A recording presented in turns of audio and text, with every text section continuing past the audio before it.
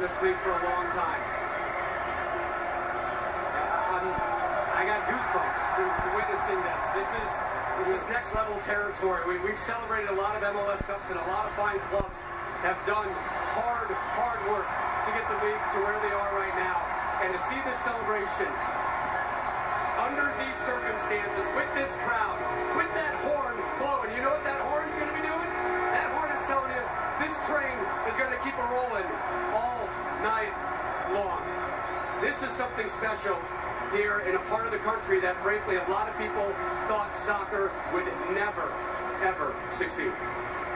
And to be fair, when you asked Arthur Blunt about the situation, of course he thought he was positive, he thought it was going to be successful. And I don't think, and he will be very honest in saying, to this extent, no. And this is wonderful. This is something to build on, not just for the team on the field, the brand off the field, what it means to this community, what it means to future soccer players growing up here. You know, we spent the game watching it from a suite. And there were little kids, and they knew every word, they knew every single player. This is a part of the fabric of Atlanta. This is a part of the fabric of soccer in the United States, and it is wonderful. It warms the cockles of my red-headed heart to see this. Embrace it. Slide. Do whatever you want. This is glorious. These are fantastic images. And Mo, this is an organization. You had a great word for me a couple minutes ago. Vision. They've had a vision. They've had a vision, and this is the final product. This is the execution of that. You got to give a lot of credit to the front office, putting this team together.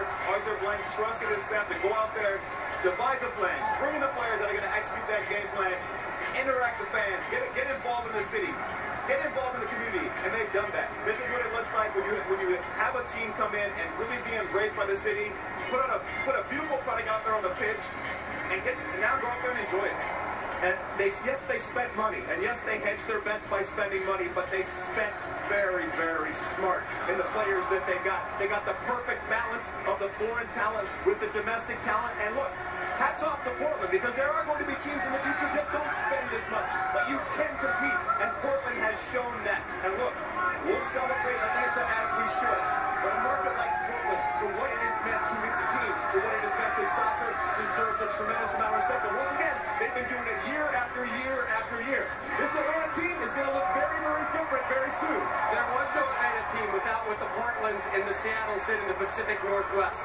They laid that foundation that was laid earlier by the DC Uniteds and the LA Galaxies and the San Jose Earthquakes and the Chicago Fires of the world. But this league is now at a new level, and Atlanta has pushed it over that bar. Tata Martino in his final game coaching this club.